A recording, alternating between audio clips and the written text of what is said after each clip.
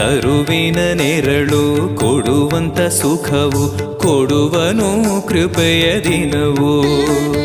ಸ್ಥಿರ ಇರುವ ಮನ ಎನಗಿರಲಿ ಶರಣಾಗತಿ ಎಂದು ಬರಲಿ. ಭಗವಂತನ ಪ್ರಿಯ ಮಗನಿವನ ಸಾರಿ ಬದುಕು ಇರಲಿ.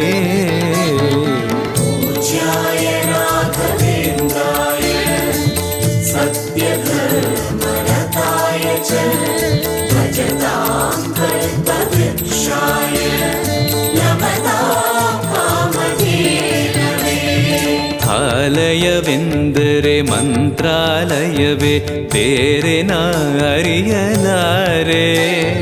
ರಾಜನು ಎಂದರೆ ಶ್ರೀ ಗುರುರಾಜನೇ ಮತ್ತು ನಾ ತಿಳಿಯಲಾರೆ. ಆಲಯವೆಂದರೆ